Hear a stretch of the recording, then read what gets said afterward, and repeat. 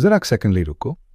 ਸ਼ਾਇਦ ਅੱਜ ਦਾ ਇਹ ਕਲਾਮੇ ਖੁਦਾ ਤੁਹਾਡੇ ਲਈ ਹੈ। ਇਹ ਛੋਟਾ ਜਿਹਾ ਕਲਾਮ ਤੁਹਾਡੀ ਸੋਚ ਤੇ ਜ਼ਿੰਦਗੀ ਬਦਲ ਸਕਦਾ ਹੈ।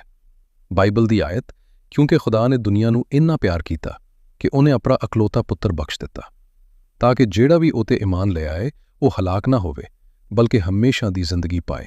ਯੋਹੰਨਾ 3:16। ਇਹ ਆਇਤ ਪੂਰੀ ਬਾਈਬਲ ਦੀ ਸਭ ਤੋਂ ਵੱਡੀ ਖੁਸ਼ਖਬਰੀ ਹੈ। ਖੁਦਾ ਦੀ ਮੁਹੱਬਤ ਸਿਰਫ ਕਿਸੇ ਖਾਸ ਕੌਮ, ਜ਼ਬਾਨ ਜਾਂ ਮੁਲਕ ਲਈ ਨਹੀਂ ਹੈ, ਬਲਕਿ ਪੂਰੀ ਦੁਨੀਆ ਦੇ ਹਰ ਇਨਸਾਨ ਲਈ ਹੈ। ਇਨਸਾਨ ਗੁਨਾਹ ਦੀ ਵਜ੍ਹਾ ਨਾਲ ਖੁਦਾ ਤੋਂ ਦੂਰ ਹੋ ਗਿਆ ਸੀ, ਪਰ ਖੁਦਾ ਨੇ ਸਾਡੇ ਨਾਲ ਇੰਨਾ ਪਿਆਰ ਕੀਤਾ ਕਿ ਉਹਨੇ ਆਪਣਾ ਪਿਆਰਾ ਪੁੱਤਰ ਯਿਸੂ ਮਸੀਹ ਦੁਨੀਆ ਵਿੱਚ ਭੇਜ ਦਿੱਤਾ। ਯਿਸੂ ਮਸੀਹ ਆਇਆ ਤਾਂ ਕਿ ਉਹ ਸਾਡੇ ਗੁਨਾਹ ਲਈ ਆਪਣੀ ਜਾਨ ਦੇਵੇ ਤੇ ਸਾਡੇ ਲਈ ਨਜਾਤ ਦਾ ਰਾਸਤਾ ਖੋਲ੍ਹ ਦੇਵੇ। ਇਹ ਆਇਤ ਸਾਨੂੰ ਇਹ ਵੀ ਦੱਸਦੀ ਹੈ ਕਿ ਖੁਦਾ ਸਜ਼ਾ ਨਹੀਂ ਬਲਕਿ ਨਜਾਤ ਦੇਣਾ ਚਾਹੁੰਦਾ ਹੈ। ਉਹ ਚਾਹੁੰਦਾ ਹੈ ਕਿ ਹਰ ਇਨਸਾਨ ਉਹਦੀ ਮੁਹੱਬਤ ਨੂੰ ਕਬੂਲ ਕਰੇ। ਜੇ ਕੋਈ ਇਨਸਾਨ ਦਿਲ ਤੋਂ ਯਿਸੂ ਮਸੀਹ ਉੱਤੇ ਈਮਾਨ ਲੈ ਆਉਂਦਾ ਹੈ ਤਾਂ ਉਹ ਨਾ ਸਿਰਫ ਇਸ ਦੁਨੀਆ ਵਿੱਚ ਬਲਕਿ ਹਮੇਸ਼ਾ ਦੀ ਜ਼ਿੰਦਗੀ ਵੀ ਹਾਸਲ ਕਰਦਾ ਹੈ। ਇਹ ਖੁਦਾ ਦੀ ਮੁਹੱਬਤ ਦਾ ਸਭ ਤੋਂ ਵੱਡਾ ਤੋਹਫਾ ਹੈ।